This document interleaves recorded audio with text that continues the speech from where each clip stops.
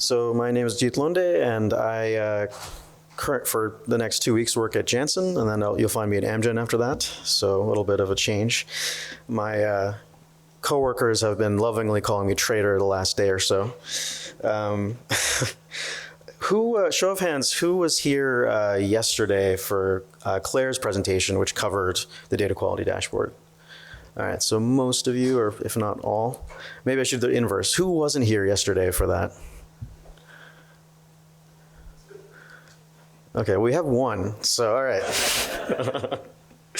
Okay, so I'm just going to go through an overview first of the tool. I'm also going to borrow some slides from Claire's great presentation yesterday to kind of set the stage for actually viewing the tool. So the data quality dashboard is a new R package available, of course, at the OHDSI Git repository, and it runs a con framework-based set of queries to then provide a dashboard for you to be able to review the results of these various con framework queries. And the dashboard, which is pictured at the bottom there, it can be launched either locally using our Shiny, or you can also deploy it to a web server. So that's really important, I think, to share these results amongst your site. So where to begin with data quality? So as Hanya has done a nice job of laying out, we have these constructs here of plausibility, conformance, completeness, and then verification and validation. So you'll see a lot of that moving forward here. So in order to actually think about data quality, we need some way to measure it. So we are using data quality checks, which are just summary statistics that can be computed from the data. And then you can actually make a decision about that data quality check based on some threshold.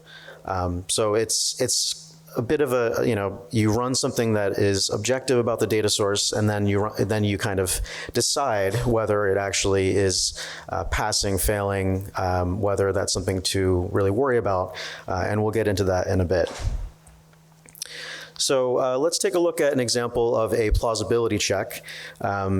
So generally speaking, you would not expect to have somebody born in the year 1850 in your data source. If you do, you have a really interesting data source.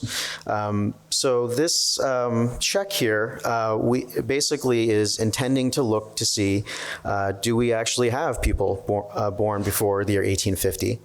And so what you start to kind of discover here is that there are little parameters in this sentence that is up here that are, things you can actually substitute other values in for, and you can eventually come up with a set of templates to run against the data source. So in this case, we have a CDM field, year of birth, and we have a CDM table, the person table, and we have a value, 1850. So we can genericize that to what you see on screen here now, which is that the number and percent of records with a value in the CDM field of the CDM table less than a low value, let's say. So it starts to become a little bit of a Mad Lib, or a kind of a template that you can actually fulfill with various values of interest. So we can apply that to a different example. We can look at your drug exposure table. You should not have a negative days supply there. So let's find out, do we actually have a negative days supply in the drug exposure table? And if so, how many and what's the proportion? We can get even crazier with this and actually add in units. So maybe we know of a specific measurement with a specific unit. Does that make sense? Is that plausible? So for a measurement with an associated unit, the number and percent of records with a value in the CDM field of the CDM table that's less than some low value. And let's take an example here. Let's use hemoglobin A1C. If we have a hemoglobin A1C with a unit as percent, do we have a value as number that is less than 4? And if so, that might be a problem. So now let's take a look at some other types of checks here. Completeness. So in this case, we were looking at the condition occurrence table, and we want to know, do we actually have standard concepts in the condition concept ID field? Since most of you who were here yesterday during Patrick's cake adventure, basically, I think it was in CDM 4, I believe, where we moved from just having a standard structure into having a standard structure and needing the vocabulary to drive where things go. So in this check here, you can see that we actually need to have standard concepts in the condition concept ID field. The vocabulary should actually be respected when you actually fulfill this field. So again, we can genericize this and say that, you know, for a CDM field in a CDM table, do we have standard valid concepts? And so here's an example with measurement.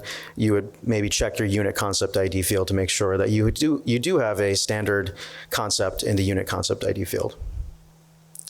All right, so we have many different data quality check types now using, basically what I reviewed here is kind of the process in which we got to this point, but you can see on screen here we have many different data quality check types, and I'll open up the full file in a second.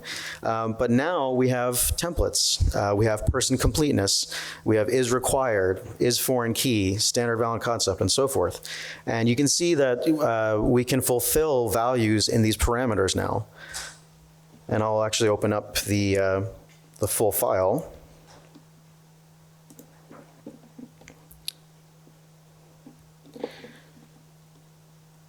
So this is the file that describes all of the different check types that we have in the data quality dashboard.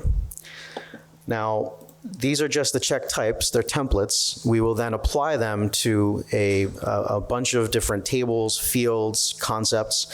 But you can see that we have different levels. We have table level, we have field level, we have concept level, we have the check names, and then we have descriptions. Just those templates I mentioned before are here.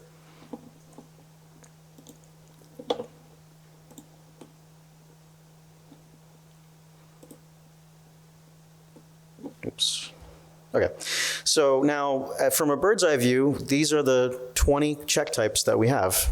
We have many verification checks, we have a few validation checks, but from those 20 check types, which may seem like very few, we actually, in reality, we have 3,351 checks when you start to actually fill in the gaps, fill in those parameters with all the different CDM tables and CDM fields and concepts. Beyond that, I mentioned before that we could actually use thresholds to determine whether or not something should pass or fail. So let's take an example from IBM MarketScan CCAE, in which we have a couple of checks here. These are the results. So we actually don't have anyone born before 1850. We don't have any negative days supply. We do have a small percent of implausible hemoglobin A1C. And we do actually have a small percent of non-standard concepts in our condition concept ID field. And then we have a whole lot of unmapped unit concept IDs in the measurement table. So how do we decide whether this is good, bad, indifferent? Well, let's set some thresholds, and these are the standard thresholds that come in the tool. But by no means are they perfect for every source that you may have. But based on the default thresholds, we pass on the first 4, and then we fail pretty hard on the last one. So just to review, because our percent is less than the decision threshold for the first 4, we're fine. But for the last one, because with MarketScan CCAE, we definitely don't get all of the units, we have a lot of unmapped concepts, so 0. So you could, consider that a failure. You could potentially adjust the threshold if you wanted to. It might make sense to change the threshold because for this data source, it will never pass that check. Okay, so that's just kind of the background on the tool. So now let's get into actually running the data quality dashboard. So the dashboard has three functions. The first one is the one that actually runs the thing, execute DQ checks. So it'll execute those queries against the CDM schema. There are some optional parameters in there in which you can specify which levels you want to run against. Maybe you just want to look at the field level. There's options for which check you want to run. Maybe you want to run some subset of the checks that I showed before.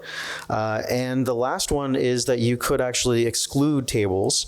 So if you, for instance, know that you never fulfill the specimen table or the note table, it might make sense to actually exclude those, because if you don't, you will get penalized for those, because all those checks will fail. So it might make sense to actually exclude the ones that you know ahead of time don't actually have records. So once you actually execute, a couple steps happen as well. The results are written to a JSON file, and this is an artifact that is going to be very important for actually viewing the dashboard, and also it is an artifact that could be useful when you're sharing with other researchers about your data source. And then the last item, which is optional, is that you could actually write those results to a table in your CDM database result schema for posterity, and it's kind of baked into your database. The second function is view DQ dashboard, and that's basically just a little R wrapper that will launch the dashboard based on wherever your JSON file is. You just specify the path. And then the last function, write JSON results to table, is in case you didn't actually write the results to a table before, you can now write it after the fact.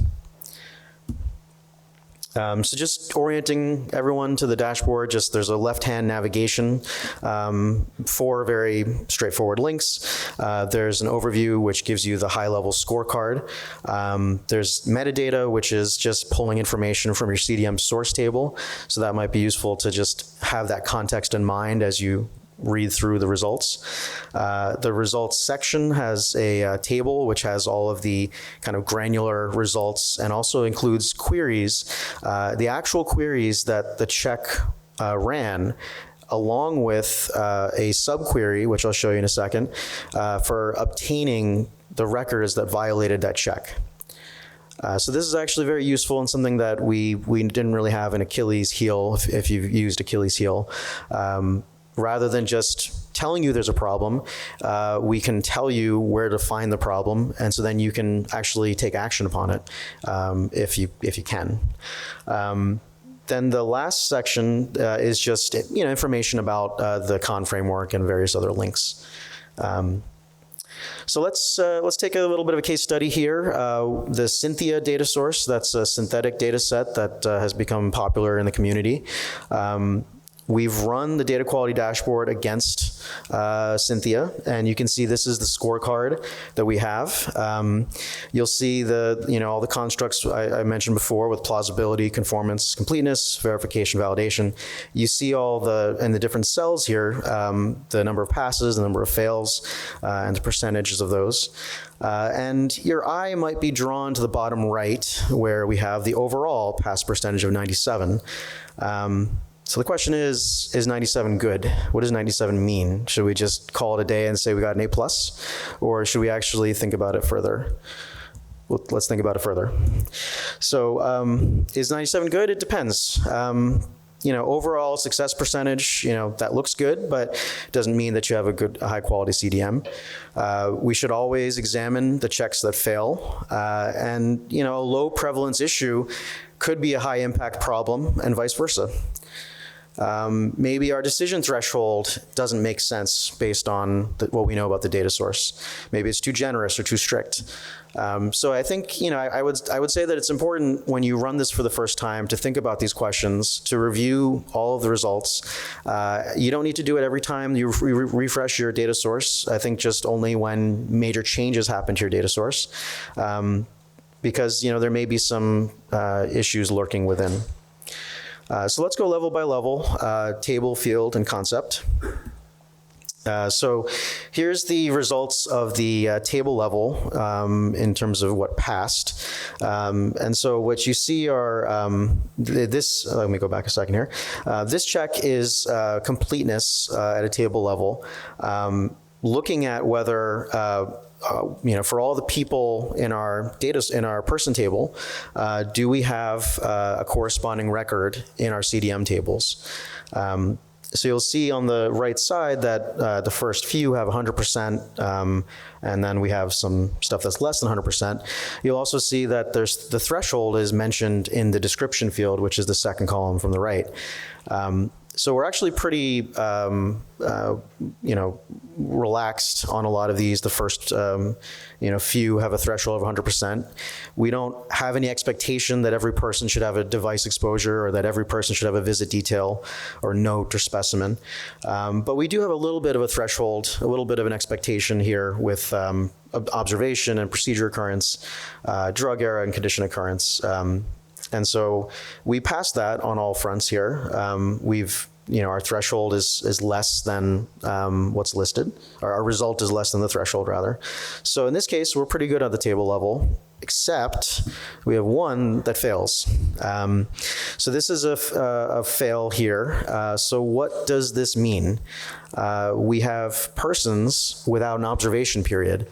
And that's a definite problem because by the rules around the CDM and the specification, every person should have an observation period. We should have observed time for each person. So in this case, we actually have a small percent that do not have an observation period. Our threshold is 0, meaning that we do not allow persons to not have an observation period. So we have this problem. Now, how do we find out who blew it? Who was the offending record? So there's a format for viewing this information. When you drill down, I'll show you live in a second, but when you click on the plus sign, you will see a query. And that query, we wrote it in a way that is unique, I guess is the way to put it. Basically, there's a couple sections to it. There's a parameter section, which is just a comment, and you'll see what table, what field, what concept, what value, and so forth were used for this particular check. You'll see a record count and proportion section, which is just the outer select.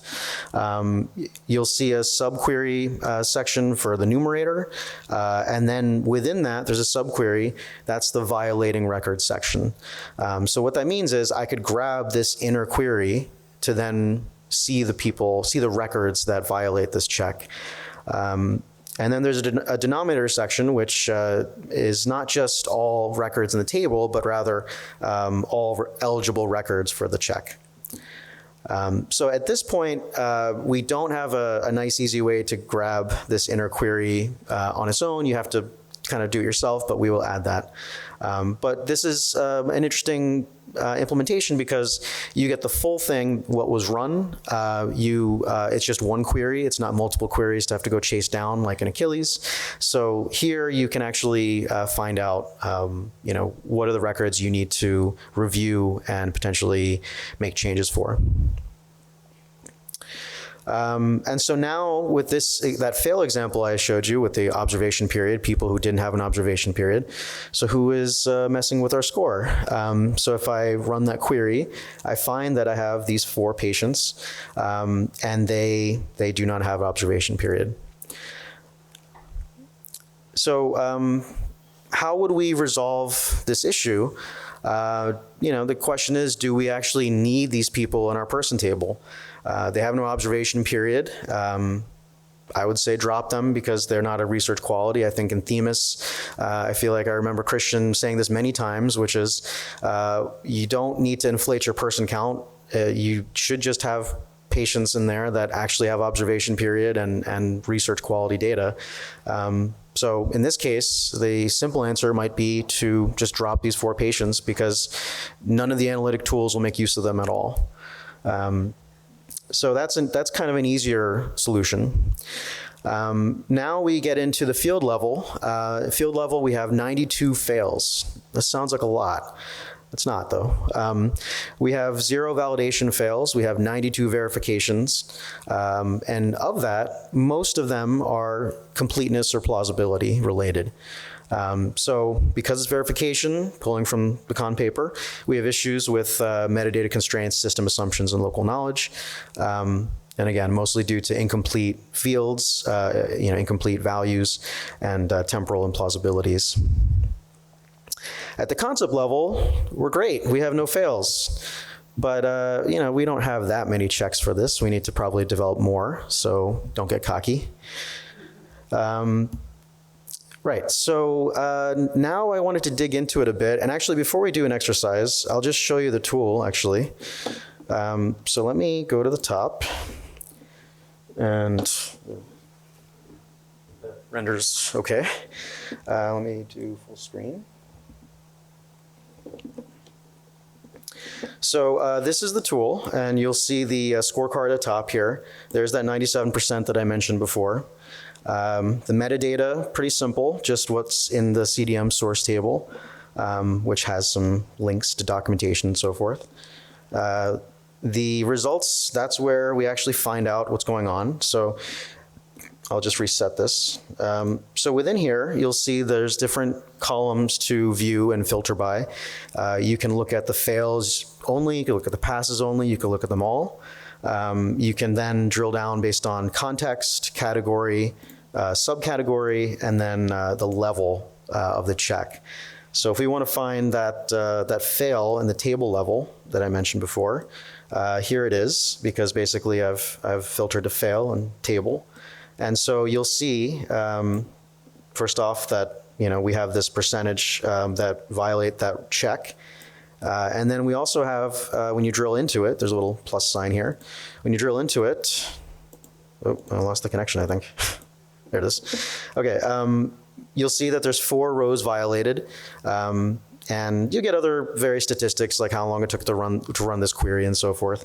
But then here's that query I was talking about before. You've got the parameter section. You know exactly what was filled in for this check. Things like the database schema and the table name and so forth. And then here is that query in which I've got the various sections I mentioned before. But I want to see these people, so I could just copy this little section. And so this is what I mean before when I said you kind of have to highlight it yourself, but we'll add something so that it's easier. But you can copy that, and let me get out of full screen mode. And you can go over to everybody's favorite tool, pgadmin, and paste it in here. And I hope I'm connected to the right one. I am, okay. So you can run that, and you have your 4 people that you're just keeping for no reason. So you can make some changes. Oh, sorry, there's a question in the back. Oh, sorry, I can't hear you either. Let's wait for the mic. Oh. Well, I think for the recording, maybe you want the mic? Yeah. So that way you can be a YouTube star? Yes. All right. So the question is, that piece of SQL you have there is generated for Postgres, right? So it's generated for whatever database it is, because we're using SQL render to translate and all that stuff. So if this was Postgres based, it'll be Postgres. If it's Redshift, it'll be Redshift, and so forth. Okay, so in line with that question, like the databases all have different flavors for what is called the fully qualified name of the table. So is these all these queries assuming that you are like within the environment to call the table? I cannot see the name, but like without calling to a specific instance of a schema, you have like I cannot. Yes, I don't know if I can make this bigger, but actually I'll just. But I don't know. You see, you get my point. Like sometimes you are leaving or you're executing in a schema when you need to produce actually the fully qualified name so you can find the table. So yes, this particular thing is assuming you live within that? Yeah, this is assuming you have access to that CDM database schema, and that you're connecting to that. You run this against that particular schema, so just return to it and run this query. It is fully qualified with the schema name and table name, and so for that's why we have all these parameters so that you can run it straight away without having to set a search path or do anything like that. My question is about how this is run. Is it a static run every single time that this dashboard is then rendered after that single run? You can run it any number of times you want to. I mean, especially as you make changes and so forth. It produces a JSON file. You're going to want to put that aside if you run it again, if you want to keep those results, because the way it saves the JSON file, it just uses the source name. So it'll be like results. So the JSON file is that table result right there. Yeah, the JSON file is everything. Okay. So that's the back end for this whole dashboard. But if you want to run it multiple times and compare results, let's say, you'd want to put it in different folders so that you don't overwrite it. So essentially, there's no automation of, say, this data starts to evolve over time. You have to go in and run that R script that you and move the JSON file if you want to keep it, the history, or save it into the results table that you mentioned before, right? Yeah, the results table isn't used for the dashboard. It's just for you to be able to consume programmatically if you want to write SQL and look at it. Okay. The JSON file is the one that serves up the dashboard. But the question about the evolution of the data source, that's something we have on our roadmap. For V1, we've just been, let's just get this one atomic thing done of just being able to run it against the source. Okay. But certainly being able to view multiple versions of a source and how that evolves, and potentially comparing between them and the performance, that's definitely on the horizon. It's just not for V1 here. Sounds good. And then the 1,300 checks that you have, that's all baked into the R script. Yeah, so the R package basically just calls, I can just pull it up right here. Basically, it calls these SQLs. See these SQLs on the right side here? And there's about, there's 20 of those. And so for each one, the CSV files that are in the package, I'll actually show you that as well. You can see that we have this check descriptions CSV, which tells you what all the checks are. But then more importantly, within these three CSVs, concept level, field level, table level. So let's take a look at table level, for instance. What you'll see is this is what kind of directs the traffic, right? So we will, assuming you're running everything, all tables, all levels, all that, for each one of these tables, we'll actually go through and run each of these checks. Right, so the things going across the top here. So it's all driven by the CSVs, and the CSVs are actually an important, evolution, because with the common data model repository, anytime we have to, we as in Claire and that group have to make changes to it, it's a burden really to change all the documentation, all the DDLs, all that stuff. So the new thing that they're going to be doing is actually producing CSVs, like these three CSVs essentially, for each CDM release. And then that drives the documentation, the DDL creation, and also the data quality dashboard. So it's a very, write once, use many kind of approach. So I think that's one of that's kind of the impetus for kind of doing this, is that now we have, a mechanism to just develop the CDM through these three CSVs, and then just have all kinds of different applications off of that. Was there another question up here?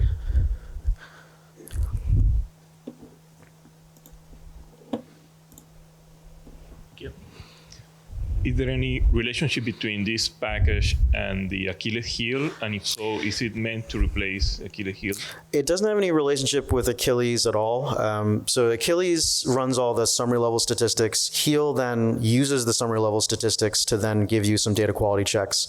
This has been designed to just have many different independent checks that you could run and run directly against the data source.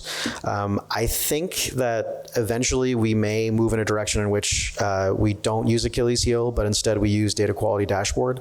So basically decoupling data quality from Achilles, and that Achilles would just be the summary level statistics. That's where I think we're going, but I can't say for sure. Thank you.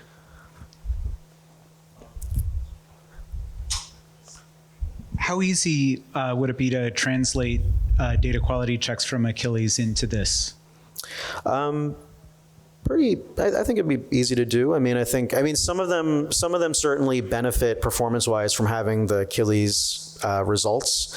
So I think it's going to be a question of, are they going to be performant enough to put in here directly? And I think they could be. And, you can always disable checks if you feel like it takes too long and that sort of thing. But I think to the question you're asking, I think we could translate, a lot of the good stuff that's in Heal and put it in here. Yeah. I have a couple of questions. One is, what CDM versions do you support with the tool? So this is only for 5.3 right now, but I was mentioning before about those CSVs that are going to be produced for every CDM version. With each release, we'll also have the support with Data Quality Dashboard. Okay. The other question is, how long will it run, let's say, compared to Achilles? Mm-hmm. I mean, I would say that it's probably about the same, well, I guess a little longer in some cases, depending on the data source. I've run this against Redshift, against Market Scan CCAE, and I think it took about 2 or 3 hours. I think Achilles Heal takes probably about an hour because it has a lot of pre-computations done already. But that's 1 hour for Heal, but then 5 hours for Achilles. So It's kind of together. It's less than that together. Yeah. I was going to ask a question to make sure everybody's kind of tracking. When Ajit described the CSV output that's going to change with the CDM version, how many people understood kind of the relationship between that CSV output and how the data checks are developed and implemented? Raise your hand. Everybody who's got that as a solid thing, they fully understand. So, Ajit, you want to just kind of clarify that a little bit more? I think there's probably some. I think everybody got it right. No, I think it's a really a neat feature of this. It really speaks to its flexibility and how it's going to evolve with CDMs, and so it's good to just kind of make sure that's a point that's nailed home. Sure. So, what's going to happen with the CDM repository is that to release a new CDM, there's going to be 3 key files basically to develop. There's going to be the table file, which basically outlines all the tables that are in the schema. And within the file, you'll have different data quality checks that we feel are important at that level. So things like is required, completeness. There's also going to be thresholds that are default thresholds. That's at the table level. And then at the field level, similar kind of pattern in that it actually dictates what are the fields per table and what are the data types and all the various information that's needed that eventually will become the DDL so that you can actually create the table. But you will also get other columns that are, again, data quality checks and thresholds. So the combination of these 3 CSVs accomplish a couple things. One, it tells you what the specification is going to be, and then 2, it actually asserts what are the data quality checks for that level, and what are the thresholds that need to be met in order to pass that check. And there's other various metadata as well, like descriptions of the fields and so forth. But essentially, with those 3 files, now you have the ability to generate DDLs, wikis, PDFs, all that good stuff. And then you also have the data quality dashboard application, which then will make use of these, because these files tell the dashboard where to go, right? So you have check names, you have different levels, which tables, which fields need to be fulfilled into those templates. So that's what this is doing. Those 3 files work together to give us that end goal. I don't know if that helped, but. Yeah, and I'm going to ask you to dig even a little bit deeper on that. But first, if we wanted to run this and actually test it, where can we go? I was trying the Odyssey in a box, and it doesn't look as though the way Odyssey in a box is currently configured, if you try to download and install it, it doesn't seem to run, or I'm doing it wrong. So are you planning to add it as sort of a standard package somewhere? Yeah, so the package itself is out there in the data quality dashboard repo. So Odyssey / data quality dashboard. That's just to get the package down and you can run it on a data source. If you'd like to run it on Cynthia, we do have some virtual machines, but because of time, we can't help everybody troubleshoot. So you're kind of on your own if you want to do that, but that's what we can do during the exercise. And so we have a list of virtual machines, which I'll put up on screen. So if you know how to remote into machines and you feel comfortable with running SQL and you want to follow along, you can feel free to do so. But otherwise, you can just watch. And then going back to the Excel files, if you could sort of go through them a little bit more, I'm trying to get a sense of if we were to share this with our business and they want to be able to sort of identify new rules that they want to propose or the completeness of the rules that you have. I wonder if you could walk through the additional columns you didn't show on the field level one, and then also walk through the last one. And conceptually, you may call it data profiling more than quality, but things like saying, do we have an HbA1c for everybody who's diabetic or not? Or where are we missing them? Or from a code standard perspective, what percentage of our lab tests are actually coded in LOINC as opposed to some other proprietary coding system? And I'm trying to get a feel for whether or not the data quality definitions are expressive enough to ask those kind of questions too. Yeah, so on the first point, definitely we should produce a document that you can share with your business partners that outline all the checks, because this is not what you want to send to them. But I think we could certainly add that, like a vignette. I think that's something Claire is working on, actually, which will help describe all that. On the second question, some of the, you were talking about being able to potentially characterize the units, like LOINC and other units that are used. So this tool is focused specifically on data quality. I think if you're looking to characterize, Achilles still works for that. It characterizes all of the different concepts and their usage in nice graphical format and tabular format. So I think if you're trying to characterize something, I would stick with running Achilles for that.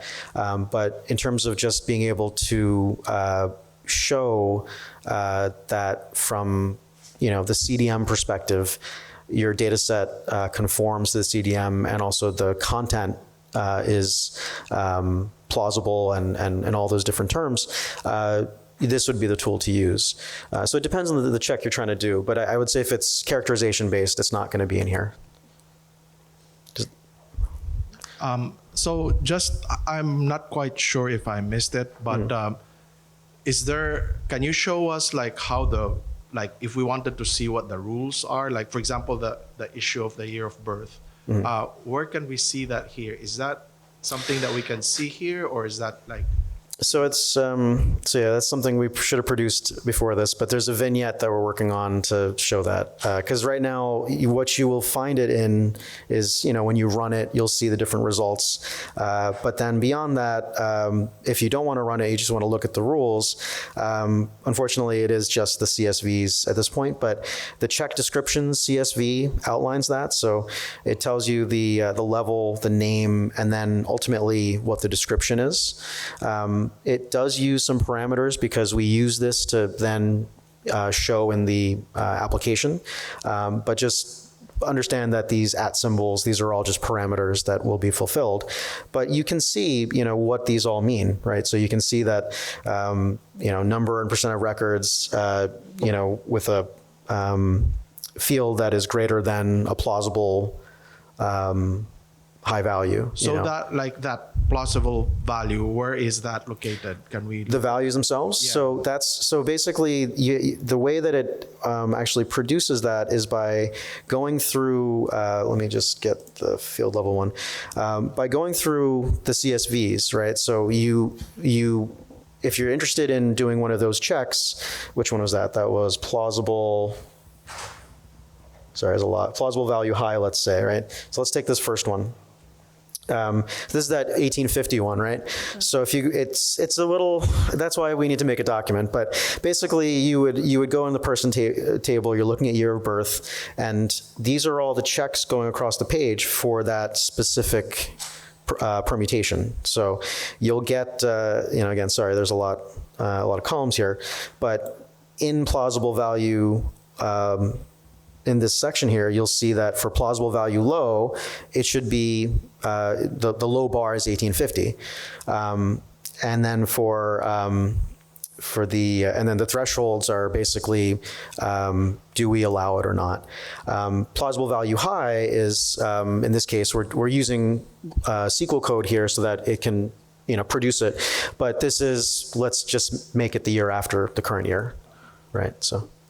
Is it ANSI standard? Yes, yeah. Or it's the AutoSQL, right? SQL Server, because then we use the SQL Server, SQL render translate that function. Yeah. Well, what's the CSVs in SQL Server? Yeah, because SQL Server and AutoSQL, they're one and the same.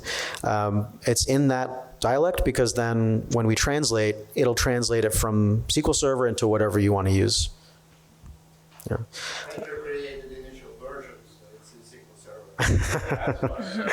Yeah. I think I saw Rima has had a question for a while, so I wanted to make sure. So I have a question. So once you download the R package, install it, are these files? Are they there?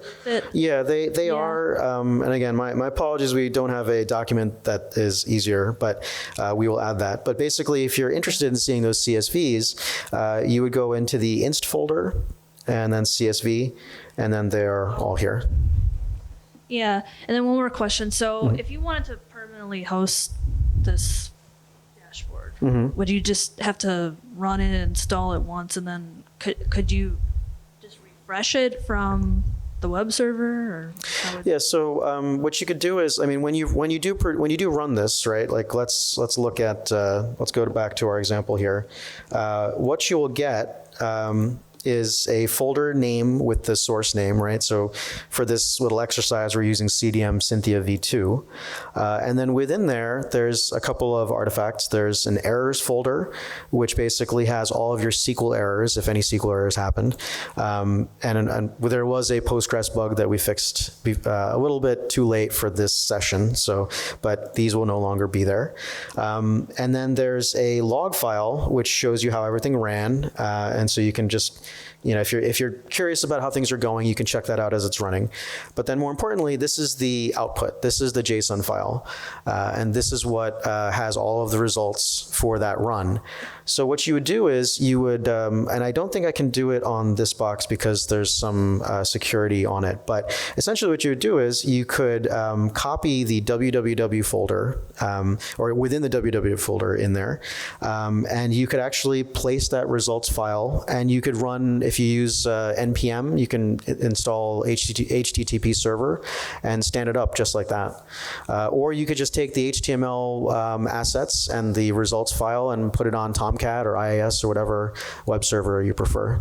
So you can just deploy it to a web server. There's no R, it's not an R-based thing or Shiny-based thing. It's just a regular website with a JSON file alongside of it.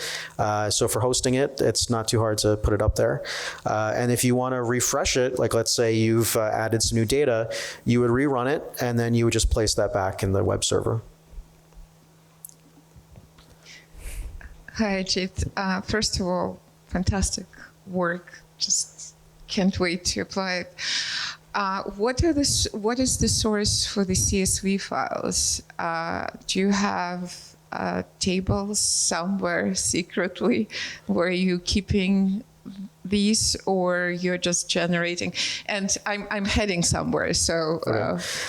So these are the intent. Once we get to this point, is they would be hosted in the CDM repository, and then the package could just pull from there based on the version you're using.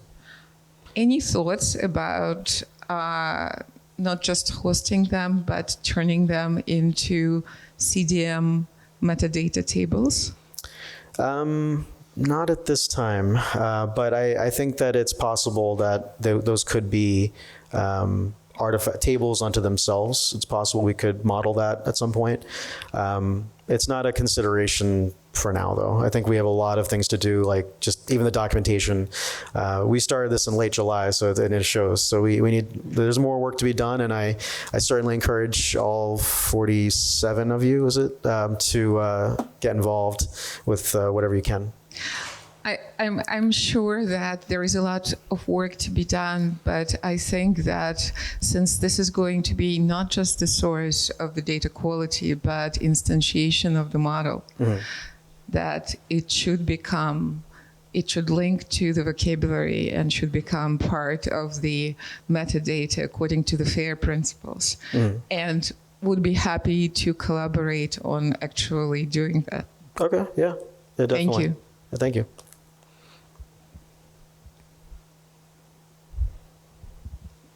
And maybe to add to that, just looking through some of the tables, I'm wondering what sort of governance process you've got in place right now, so that you've got decision makers and consensus around what the threshold should be. Because I'm seeing for measurements, for example, you've got low and high for HbA1c and a whole variety of different measurement levels. I could imagine, I'll pick drugs. Many institutions have P&T, pharmacy and therapeutics committees, where they have experts get together to say what appropriate ranges are, what toxicity levels are. Similar things for other measurement domains. If you had a simple mechanism to allow those groups to participate and bring this information in, I think you could pretty rapidly not only flesh it out further, but also going to the FAIR principle, make sure that you've got strong buy-in that those are the right values. That's a great point. I think there's a committee of folks that have worked on some of these thresholds. I think Fatima from the Saudi FDA, Claire, and I'm forgetting, there's another person who was working on this. And then I think also there's been some involvement with Wojtek Huser to bring in some of the data-driven stuff he's done with measurement units. But certainly I think fleshing that out, not just to have more, but to have more data-driven types of thresholds is very important. Some of these, or a lot of these thresholds at this point are just based on experience with our claims data, but that's not the same for everybody, and there's different types of data sources out there. So certainly I think the thresholds we need a lot of work on, and more collaborators and more sources are going to be very helpful for that. And I think it's probably worth noting that the range check for what a value ought to be that an expert group would help determine is a little different than the fail threshold that's reasonable given what you know about your own data source. And so in order to keep this usable for somebody who's got a data source with its own idiosyncrasies, you want to allow some flexibility in it. That's a little different than what an expert says, you shouldn't have. A value above this should be abnormal. And so I'm not sure what your comment was making that distinction. I think there's a balance there, because I was noticing, for example, you have some things where you're basically says you want to make sure that no more than 5% of people with this diagnosis are null. So you can really say that you're doing a check within this threshold. I think the same thing applies with those sorts of value ranges. You want to make, you will have a typical lower and upper bound, but sometimes you get exceptions, and as long as you can define what those percent exceptions are, then you can get the best of both worlds. That's a good point. Actually, somebody in the back has been waiting.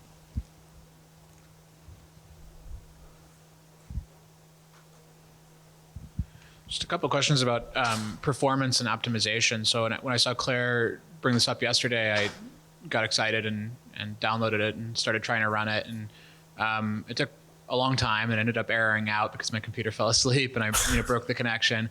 Run on a server, please. Yeah, and I've been sort of iterating on it and doing a smaller and smaller subsets of the checks, and I still can't seem to get it to run in any reasonable time frame. And, it may be that I need to just spin up a VM and leave it alone for a few hours, but how long do you expect it to run for? How long have you seen it run on? I know you're doing it with SynPuff, but on a data set with patients in the order of the millions, like how long would you expect it to run, and what are some thoughts and suggestions on optimization other than install the required indexes, which we've done?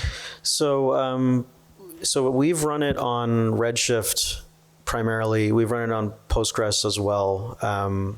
and I think a couple. I don't. Is Chan here? Did Chan run it? Chan, do you know what you ran it on? What database platform? I just want to make sure, just see which ones we. SQL Server. SQL Server. Okay, so we've had a couple different database platforms in terms of execution. I would say that from my experience, even with our largest data source, which is MarketScan CCAE, which has 140 million patient lives, that took 3 hours. Now we did take advantage of the multi-threading because with a massively parallel processing system, you can take advantage of concurrent sessions a bit more.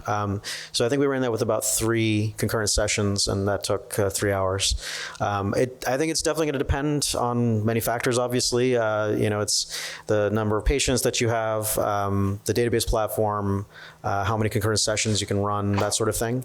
But the intent is to keep it in the hours range, not days. And so I think that's the risk we run into with adding more checks. As this thing has progressed, when we first started, I think it ran in about 10 minutes or 5 minutes.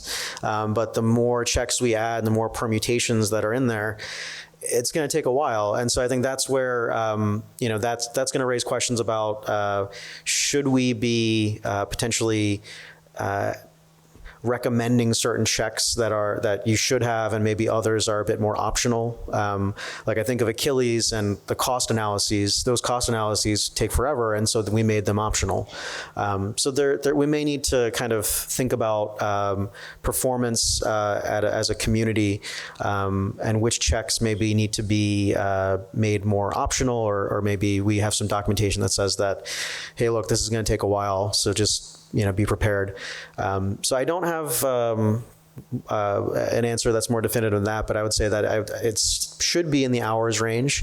And if it's taking much longer than that, then let's talk and let's see. Maybe there's a specific level or check that may be causing it. Or maybe there's some other optimization we can do. Hey, Ajit, this is Karthik. So we ran it on the Columbia data set, and it did take us much longer. I think I ran it at 2 different time points. One before the measurement thresholds were integrated. And at that point, it took less than 2 hours, super fast. When we incorporated the measurement checks, it jumped up to about 7 hours, a little over 7 hours. At that time, I didn't know I was going through the same kind of experience that we were experiencing here, and that was really that there was no kind of marker. I mean, again, this is alpha release or version 1, so there's a lot of places to improve. I will say that it makes sense that it takes less longer. One, we did one thread, so obviously we could have improved performance, but with the measurement ones, you're hitting the largest table, right? At least if you're dealing with EHR data, our measurement table has 1 billion rows, and so for every check, if I'm going querying and scanning a table that has 1 billion rows, it's going to be slow. So I would just give that as a caveat. Like if you have EHR data and you have a lot of measurements, it will take run it overnight, and you'll see the results. I ran it during the day, and I ended up killing it because I thought something was wrong. And then I worked with our DBA and just kind of saw, okay, the queries are actually running. Like every 10 minutes, I saw a new query being executed. So it definitely, if we parallelize it, I think there's improvements there. And to your point, getting something where we have some priority list or something would be beneficial. But I think this is a great first cut. I mean, I think there's a lot of places that I know we'll make use of it quite a bit. So this is good work. No, thank you. And I think, we do capture the execution times for every single run. And I think as we kind of grow as a community for this effort, we should take advantage of those execution times to, learn more about, that type of information. I mean, Karthik, like you're saying, the measurement table, like that's a great piece of metadata about that check. And, maybe that is something we can build up as well as we start to gain more experience with these checks. And Robert, that was almost exactly your experience, right? Running it on Tufts Data is a 1 million person data set. It's about 5 hours, I think. So, yeah. I have a question and also a suggestion. I'll start with the suggestion maybe that with I'll start with the question. So these queries and checks, each one is individually being executed? Yep. Okay. So then suggestion would be, since you're likely running over the same rows throughout all of these, to consolidate the checks into a single query to scan these records for all the checks at the same time. So that'd be my suggestion. Yeah, the tricky part with that, I mean, certainly that's something we considered, and I know that was part of the original Achilles design that Patrick put together.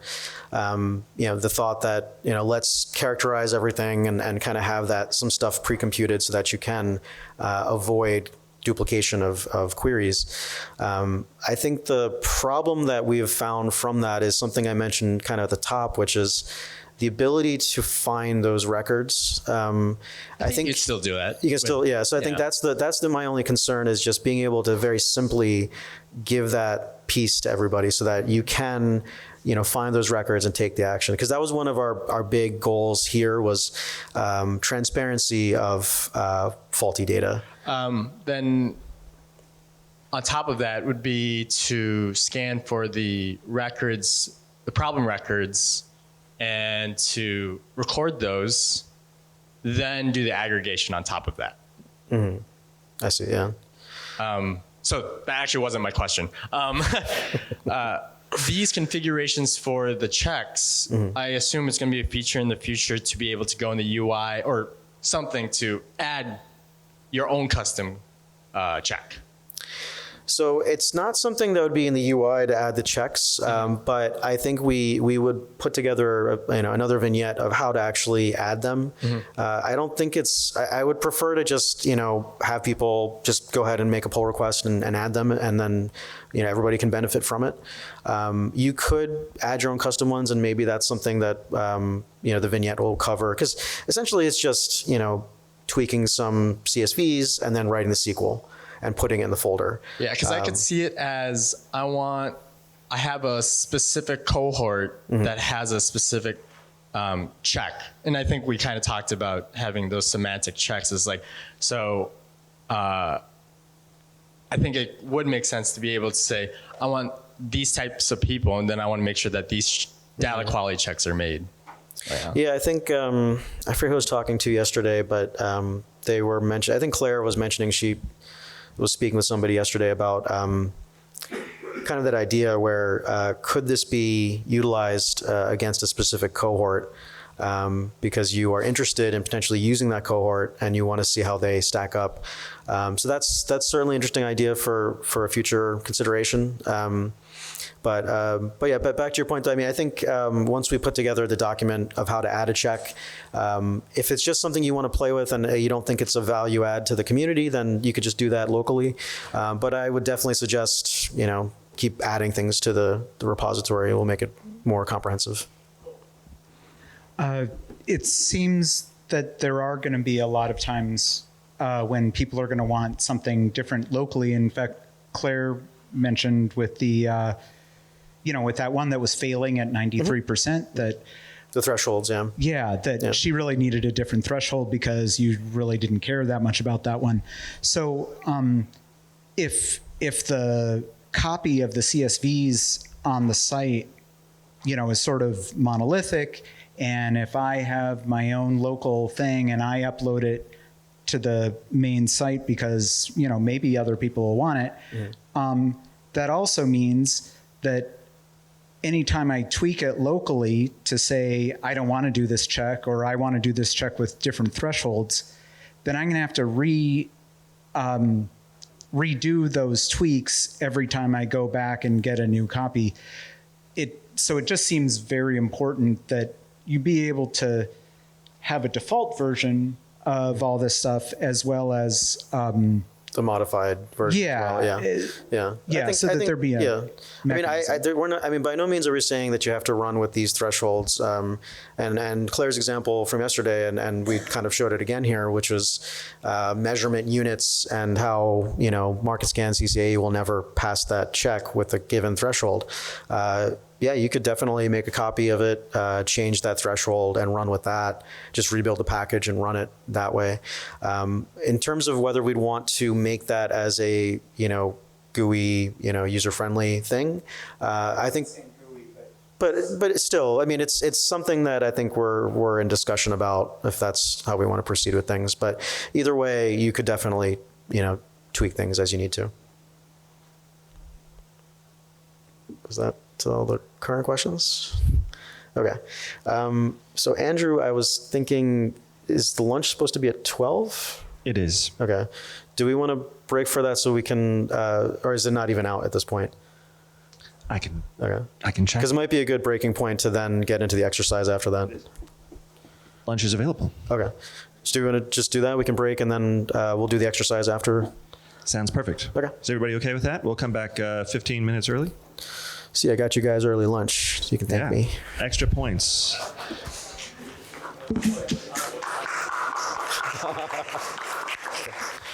All right, so now I'm going to show a few real examples and also just kind of how to call it and those kinds of things. And then if there's time, we'll go through kind of more hands-on with the Cynthia data set, which is fake, but at least you'll get to know how to use the tool interactively. For that exercise, again, if there's time, if you are interested in running it on your own computer, we do have virtual machines that you could use to log in and kind of go along with me. But because of time, we can't walk around and troubleshoot technical problems. So good luck with that. So anyways, so basically, I'm going to show an example of the dashboard run against Optum Extended Data Mart on their socioeconomic status flavor. And so this function call that I'm making, and is that viewable from back in the back there, or is that hard to read? I don't think that's going to be legible. Okay, let me, sorry, let me change the options here. Let's make that like 18, or why not? Let's go larger than that. Okay, so I'll pop that out here. All right, so this is a function call to view DQ dashboard. I've already run this with the execute DQ checks function call. And so I have to make sure that I use the fully qualified path to that file. So you'll see that all of these results files have this format, results underscore, and then the name of the data source. So if I were to run that, it'll launch the dashboard. It takes a second for it to pull up all the JSON, but here it is. And so this is the scorecard for Optum Extended SES. And I'm really envious of that 97% from Cynthia, so we need to figure out what's going on here. So we have 86%, not great. We have, some potential issues with plausibility. We have on both verification and validation side of things. We're pretty good on conformance on both sides here. Completeness, pretty good. So really, I think plausibility is something we should probably take a look at. So I'm going to go down to the other sections, and this is, of course, the CDM source information. So let's go to results, and let's go to the fails, and let's look at plausibility. And actually, I know why this comes up actually a lot. We have not fulfilled the date time fields in this CDM. That's why. So they're all nulls. So that's on me. But let's look at some other examples, actually. There's an interesting example I saw before, which is computational conformance. And so this failure is saying that in the drug error table, in drug error, we are creating periods of persistent exposure to a drug. In that table, you should be having only drug ingredients. So in the OMOP vocabulary, you should be using those drugs that have a concept class ID of ingredient. That's what should be in that table only. However, I've got a lot of rows that violate this. 8% of all drug error rows have some kind of drug concept ID that's not an ingredient. So let's take a look a little bit here. We've got the query. Again, we have the details of of what was fulfilled in the template. And then we've got, these different sections. We've got the aggregation of it all. We've got the numerator, and then we have the violating rows. So I think I already have this open. Yeah, I have it open. Okay. So there's a lot of rows here. That's one thing to keep in mind when you copy paste. You might want to check on the record size before you do it all. So make sure you do that, otherwise your DBA will be mad at you. So let's do top 1,000, and we see that we have a bunch of drug error records that are deficient in terms of the concept ID. I'll show you what that means in a second, but let's just look at what comes out of here. What we've done is we're actually showing you the full table, but then we're also prepending with the violating field to start with. So you know that I need to pay close attention to the drug concept ID field here. So that's just a nice way to just make sure you know what's going on. So let's take a look at one of them here from the vocabulary. And what do we have here? We have Haemophilus influenza type B vaccine PRPT conjugate. And you can see here the concept class ID is CVX. I don't know what CVX is, but that's not ingredient, so that's a problem. So in this situation, it's most likely an ETL problem. So I would talk to my ETL developer about the logic used for actually creating the drug error table and make sure that he's only bringing in ingredients into this table. We should not be creating errors on things that are not ingredient based. So this is an example where at least you kind of have some control over the situation. It's your ETL. There may be other situations where you don't have control over it. It's something that's happened much earlier than before you got the data in your hands. So let's take a look at a few other examples. And again, if there are any questions, feel free to stop me. Or if you just want to stop me, just stop me. What else? We have, this is more of the datetime stuff. So let's look at some other areas of interest. Here's one for conformance relational. This one's talking about the drug exposure table, and this is another situation where we have a null value in a field that's not supposed to be null. So drug exposure end date is supposed to actually have a value in it.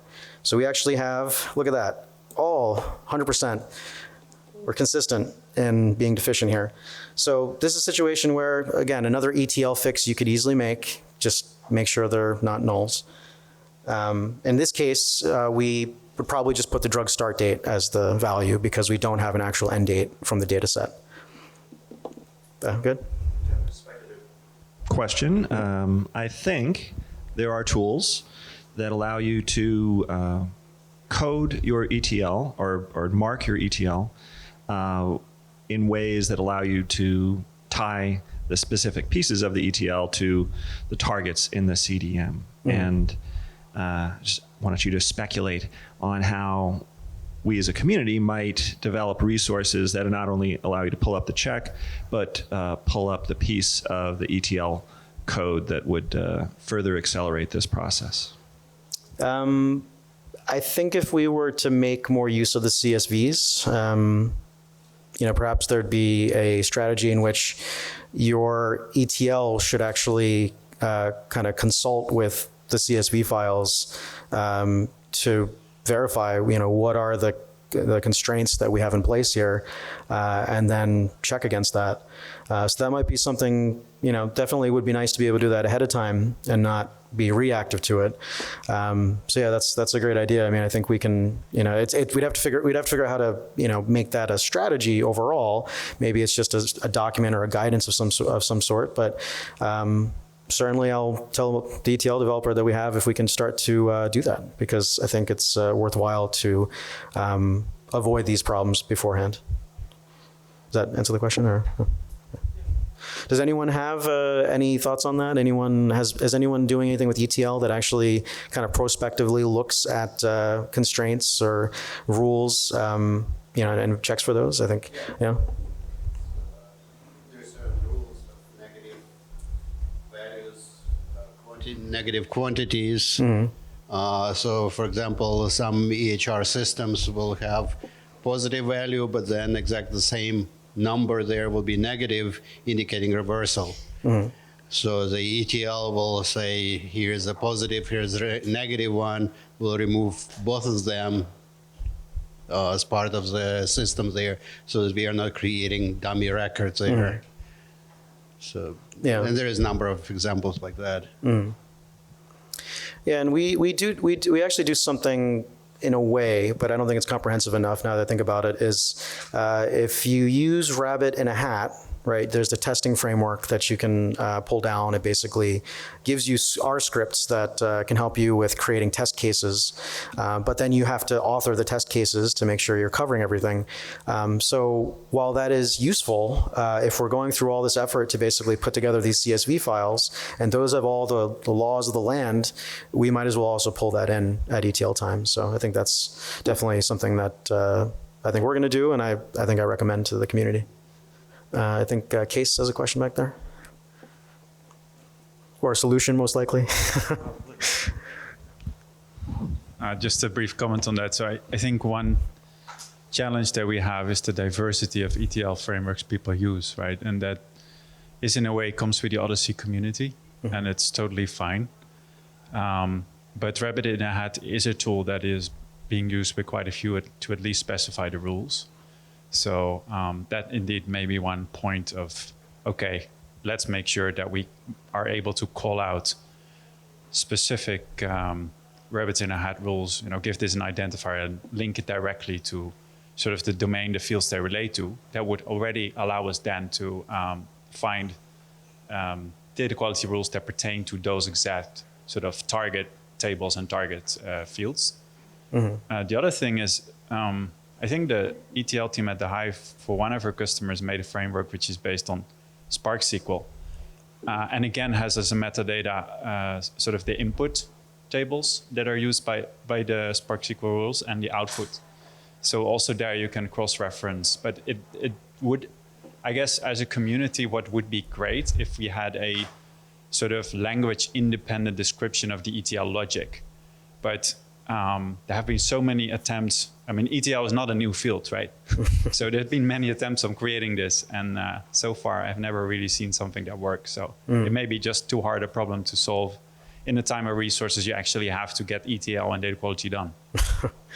That's true. Yeah, it's as nice as it would be to put together the best-in-class solution, you actually need to use that data.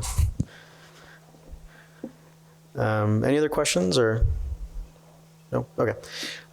So there's, these are some interesting examples, real examples of, problems that I should probably fix. And let me just see if there's anything else that is interesting. There's a plausibility check here, temporal based. So this is interesting. This is looking at the observation period end date and saying that that occurs after death. So we have that for 6% of patients. So we, in the claims data, we actually do allow for, I think it's a 60-day post-death allowment, like in terms of healthcare utilization, specifically certain observations. So this is most likely that, but instead of speculating, we can actually take a look a little bit. Actually, it says right here 60. Yeah.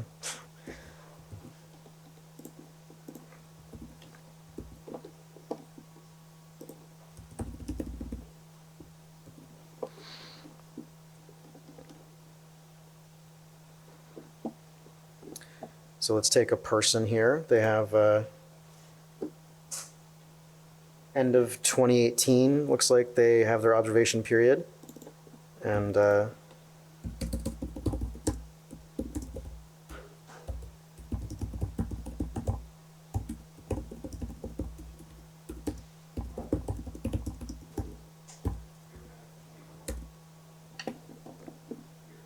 the question would be, is it an issue event that's happened, or is it death record is incorrect? exactly, yeah. So it should be either one of them. Yeah, I mean, it's, in this case, I'm just to beat home the point, this is what happened, that 2016 they died, and 2018 we have still an observation period ID, or end date. But yeah, if we look at, did anything happen to this patient, Jesus factor. what's that? We call it Jesus factor. That's the technical term, apparently.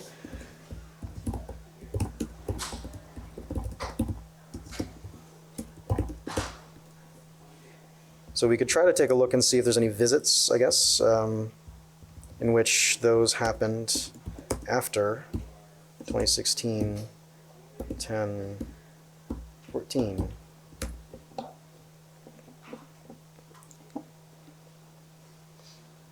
No, so there's no visits. So it's not like we have some real faulty stuff. It's most likely some kind of observation that has come across post-death, although it is 2 years after the fact, so that seems a little strange. But these are the types of, fishing expeditions, I guess, you can get into with this tool. Did I misspell that? Oh, I have visit start date, sorry. Condition start date.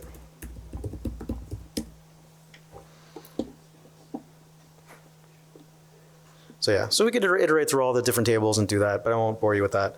But essentially, we'll need to figure out why this happened. Is it some kind of utilization in drug or condition or procedure or observation, et cetera? And with that, let's explore, should we actually keep that data in the database? Do we need to potentially nullify that event or nullify the death? And that's the kind of investigation you'll have to go through.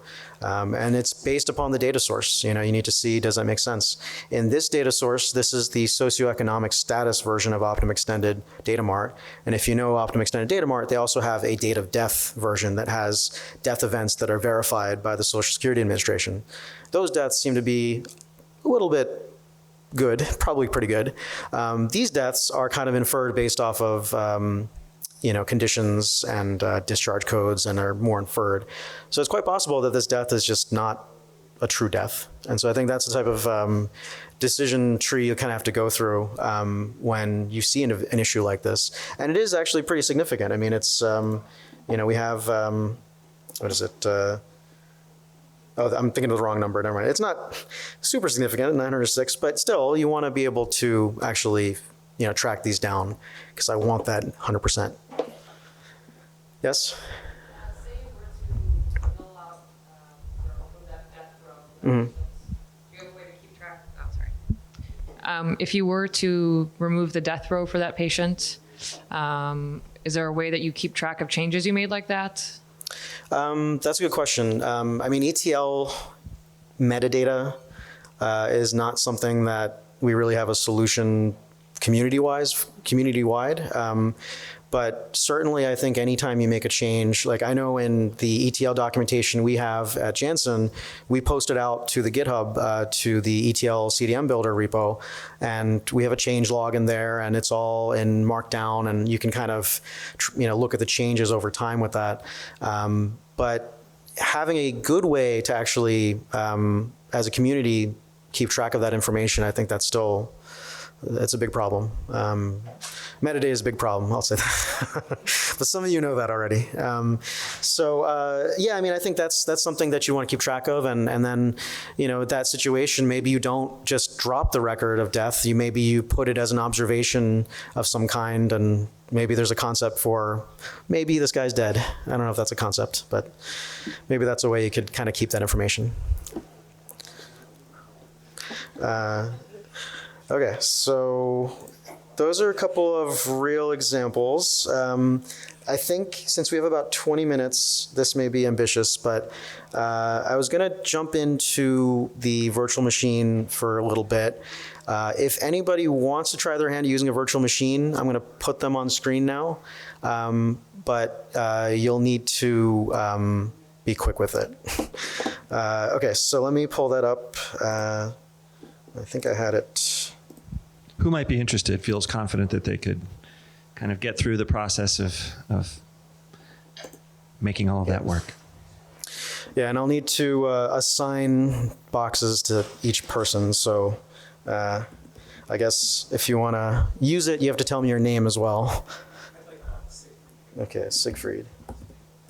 So Siegfried, this will be yours. Is that viewable from back there, or is that too small? Probably, yeah. Probably too small. Yeah, that better. All right. So yeah, you'll need to use this host name, and you can use the host name or the IP address, and then there's a username and password over here. Yeah. No, that's not allowed. Okay, sorry. Who else? Dave? Okay. Dave B. Anyone else? Mark? Sorry, what's your name? Jose. Thomas? MJ? Rima? Okay. Am I seeing Daniel? Anyone else? Cole? Kale? Okay.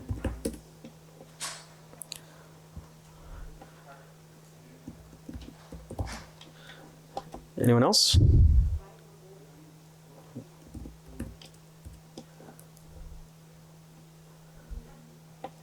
Mina? That's my fiance's name. Anyone else? Except she spells it M-E-E-N-A, because that's the Indian version. I'm hoping that makes it on YouTube. Shout out to Mina. Adam? Okay. Anyone else, or are we good? All right, I think we're good. So everyone else who hasn't volunteered, you'll be on the journey with me. So if I'll give this another like minute or two, and then if you aren't able to connect still, you tried.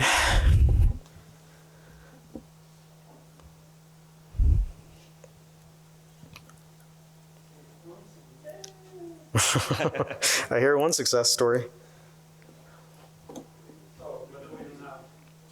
I told you you're on your own. No, so once you log in, you're able to log in, then I'll show the next steps. So just get to the login point that you're in. Yeah.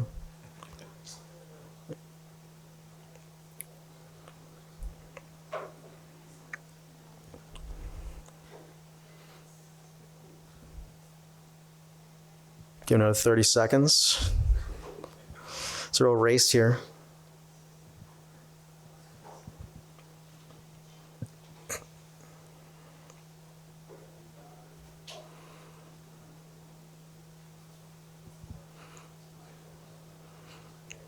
Okay, anyone not able to log in that was trying to?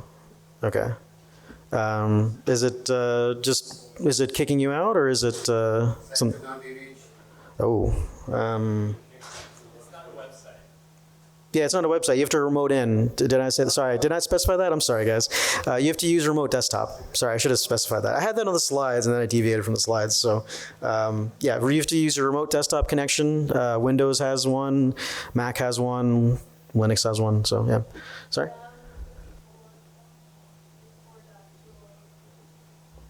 $54. Oh, you're using this one? Oh, okay. It's not working, or are you just saying it's working? Okay. What's your name again? Lisa.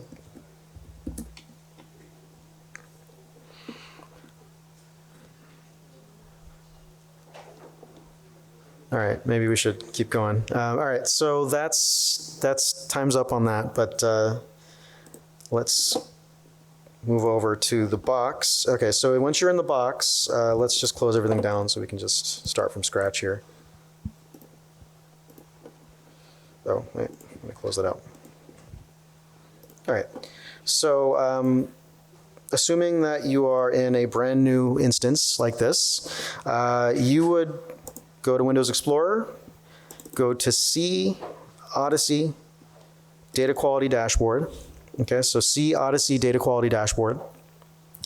And then go in and just double click on the R project file here, because we're going to open up RStudio with the project.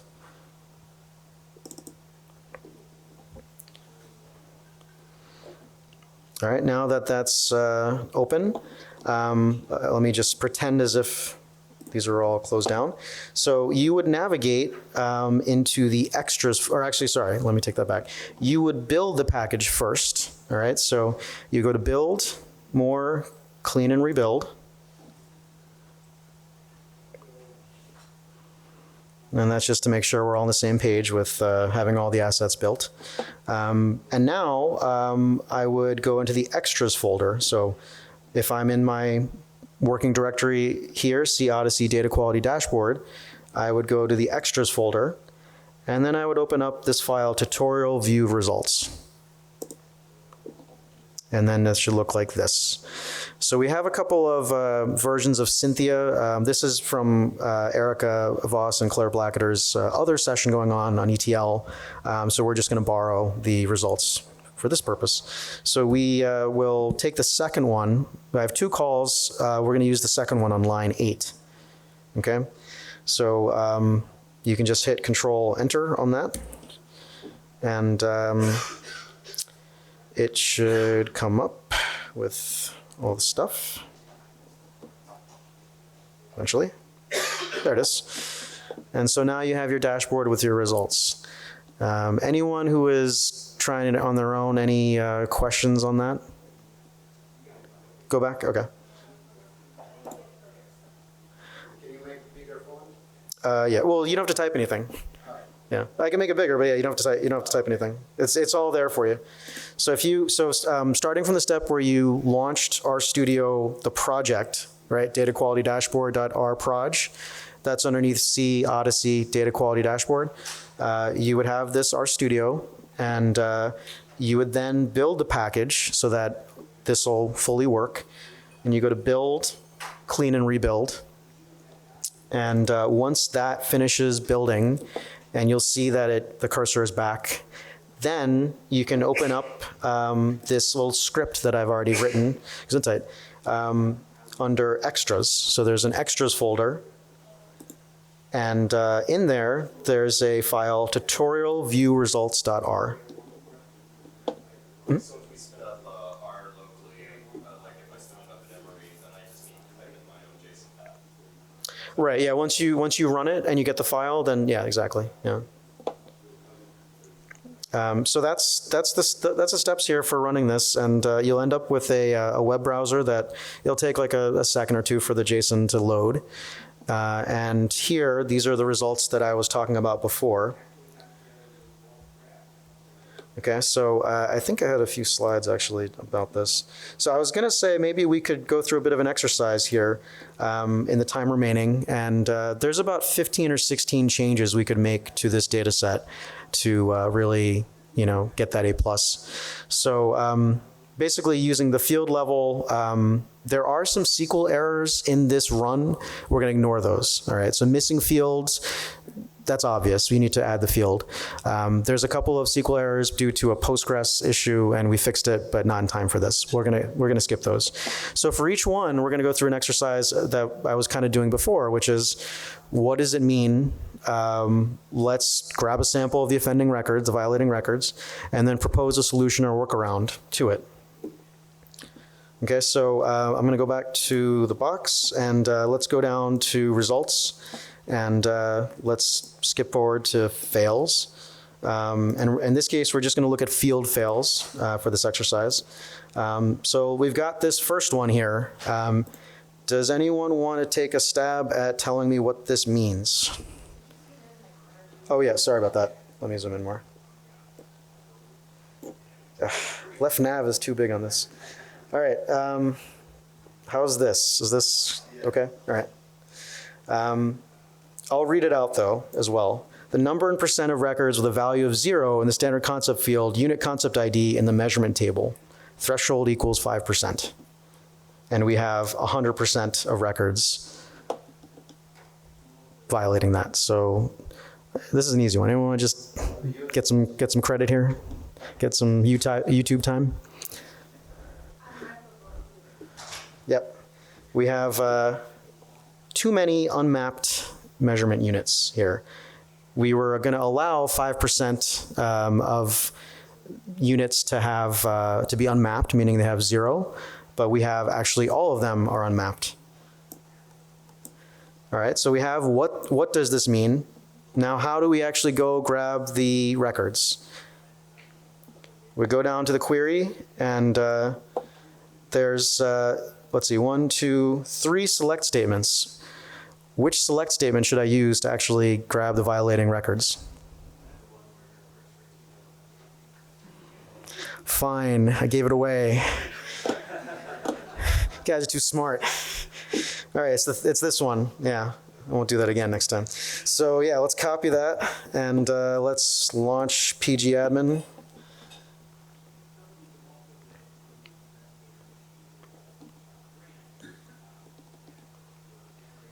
And if you're following along, there's a couple of instances here. You would use the PostgreSQL one. The password is Odyssey in lowercase letters. And now you would just go into databases, go into ETL, since we're using their instance.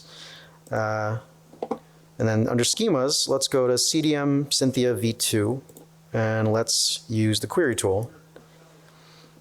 And now let's grab that in here. And we know that it's 100% of records, so we're just going to take a sample. Yeah.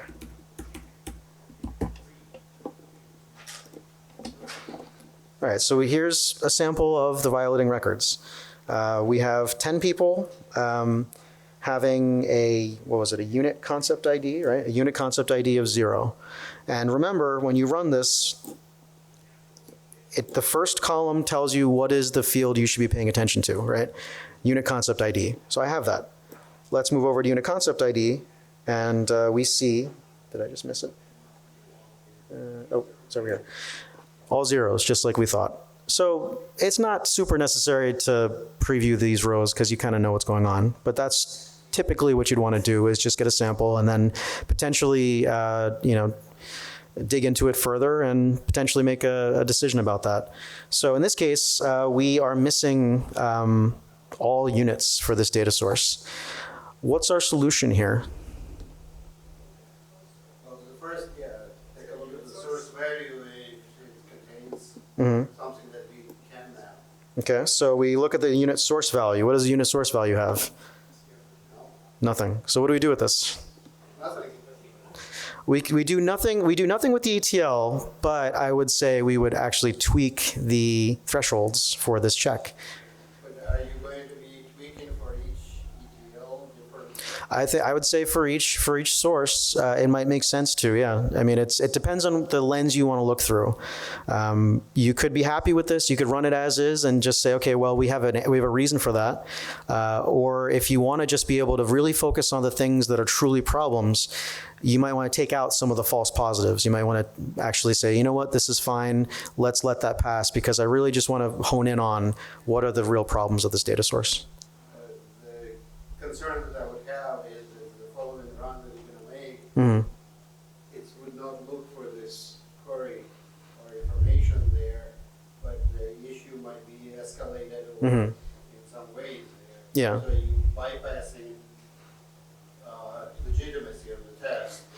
It's, On the other hand, yeah. that's a lot of work for you to validate all the issues. Yeah, I mean, in that case, you could do a couple things. You could just run it with the defaults always and just know what's going on. But then ultimately with, let's say you want to kind of share this with your site, with the users in your site, you may not want them to get hung up on an issue like this. So maybe you do run it twice with different thresholds, one that is for you to make sure that you're not missing anything or things have escalated. And then the second may be something you post up on your web server for your users to look at. And when they look at it, they're looking at really the true problems, not looking at things that that you've blessed as being okay. So you could do something like that. You could do it any number of ways in terms of how you want to deal with it. But you could just go by the letter of the law and say, no, we're always going to see the issues, and we know the reasons for them. But it's up to the users to kind of interpret that. And I want to see given that it's missing units, but also the provider ID. Mm-hmm. What does the source look like? So maybe there was something with the wrong ETL involved. Yeah, that's true. Yeah, we can look further. Can you scroll over? Did it have numerical values in there? In which one? Sorry, which field were you saying? Value is numeric, so I guess those are blank too.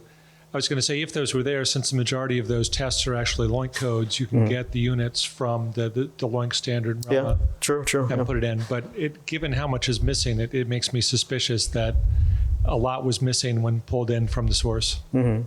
I'm pretty sure I think what we've got here are LOINC codes for the test was done, but not the results of the test. Yeah. And I don't know offhand in LOINC whether the code for the tests includes the units, or you actually need the value to get the units. There's a preferred unit, perhaps. Yeah. Yeah, I mean, that's an ETL decision to make. I mean, if you want to, infer based on the LOINC code, you could certainly do that. But, you may just kind of play it as it lies and you don't have it, so you're not going to fulfill it. Just depends how you want to do it. I mean, maybe that's a Themis convention. I'm not sure what the latest kind of thought is around this kind of issue there, but I think it is an ETL, person's decision to make. I have a question about this specific example. There are no values in unit source value. So why there are values in unit concept IDs at all if there are no units? There's no, there's just zeros in unit concept ID.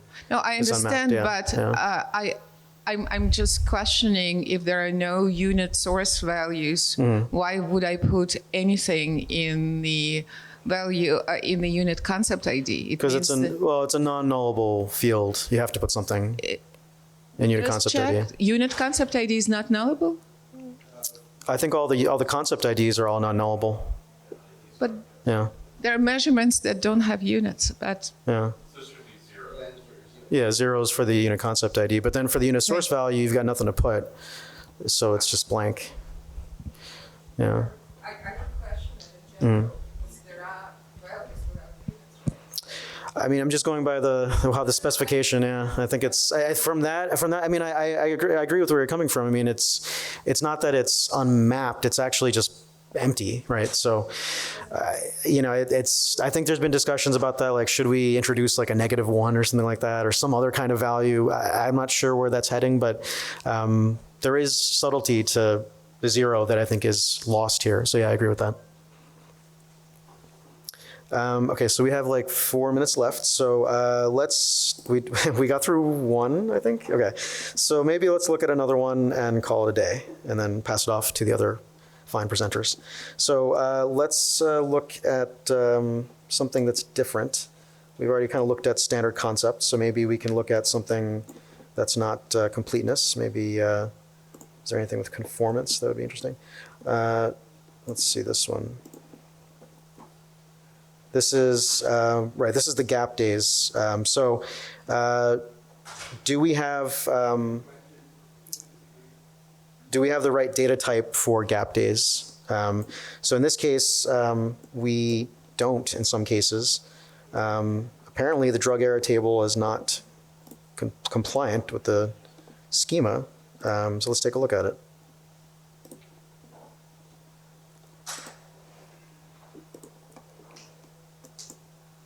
Oops. Oh, it doesn't tell you the data type. There it is.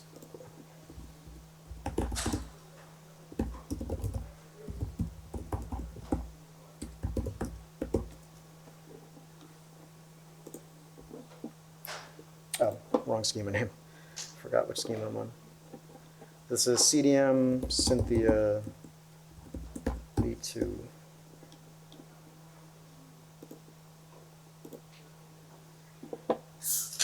Now, it has it as an integer. That's interesting. So why is that coming up?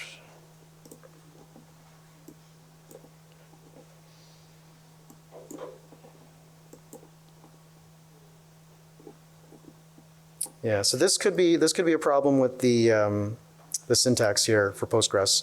I think we saw some issues with Postgres and doing using regex expressions regular expressions to determine whether this item is numeric or not. So this may be a Postgres issue because we do see it's an integer. So this may be a false positive. So we'll make a fix for that. Okay, so there's 1 minute left. Why don't I just on a real case? Okay, a real case from a fake database. Okay, let's take a look at plausibility.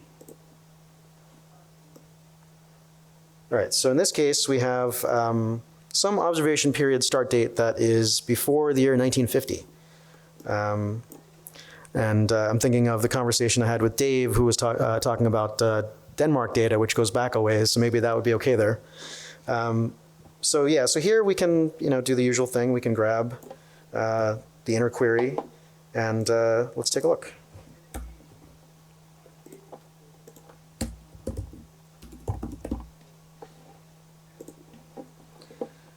So in this case, we are looking at the observation period. What was it? The end date, or sorry, the start date. And you can see right here, these are things happening in the 40s and 20s and so forth. I mean, this is a fake database, so we're not too worried. But if this were a real database, maybe there's some knowledge you have about the data source. It actually does have history that goes back into early 20th century.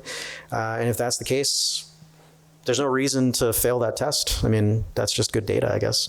So you would just actually, tweak the threshold for that and say 1900 or something like that, or whatever is appropriate. But for most data sources that we deal with, I think 1950 is a pretty decent cutoff. So, so that's basically how you would run through the results of the dashboard. I will just put a little plug that we want 47 new contributors to the repo. So you guys have to step up just if you want to. So basically, a couple of just closing thoughts. So what do we learn from this exercise? For the most part, we have a pretty objectively well-built CDM as far as we can tell. Only a few tweaks are really necessary. I think I counted about 15 or 16 out of 3,300. So there's not too many, and many of them are very easy to make. And it would help you argue that this data source is fit for use if you have this kind of evidence backing you up. It wouldn't be, I think Hanya did a great job of showing, how you would just kind of throw in a line about we clean the data and call it a day. But this would be a nice way to be able to actually show that we checked everything, and best as we can tell with all the checks that we have, this is actually a pretty good database. If we want to change the thresholds, I think I already mentioned this, there's a way to do so, and you can tweak that if you feel that's necessary. I think, talked through about how you could share the results with your site by taking the web application and the JSON file, and you can use any number of web server technologies, whether it's NPM or IIS or Tomcat or what have you. And so I do want to actually just take 1 minute on this here. How does this help us? And is Chan still here? Does Chan? Did he step out? Well, anyways, Chan presented a network study yesterday that we participated in with him on acute coronary syndrome patients, comparing ticagrelor against clopidogrel. And I'm sure he would agree that it probably would have been good as a study coordinator to be able to have these assets to understand these data that are coming in.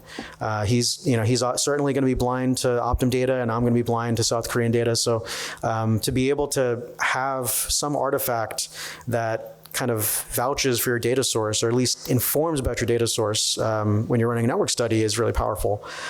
So I think that's that would make more confidence when we do run network studies. So, yep, get involved. We need measurement value ranges. We need threshold values. We need the UI to be enhanced so we can show multiple CDM versions. Right now, it's just one thing.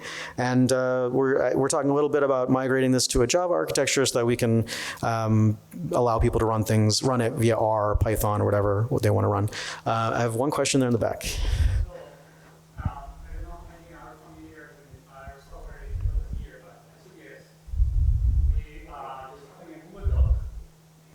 I suggest we can open a Google Doc now in the session, maybe open some minutes.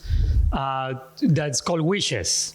So what do you, Andrew, I think, has that covered for the end. It's for the end? Yeah, Okay, got it. Yeah, so we do have. So, but keep them in mind, and then wait till the end, and then we'll, for all the tools, I think, Okay, think of a awesome. wish list. Yeah. Good, because not everybody do a pull request or all of that, so good. Okay. Yeah, so thank you to all the collaborators that worked on this, on the design side, on the development side. Everyone worked very well together, and we want to see this list grow further. So, and thank you all for attending and being a very interactive, awake crowd. So I like that. So thank you.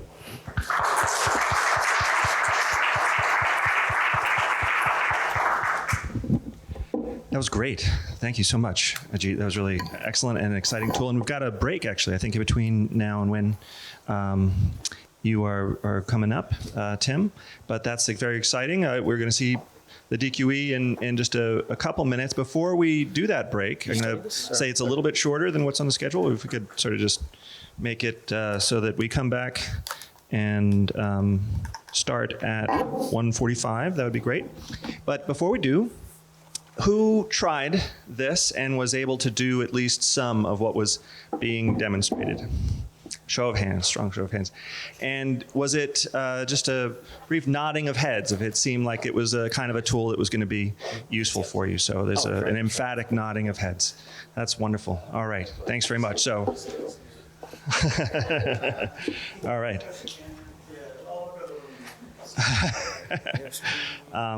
All right. See you in just a couple minutes then.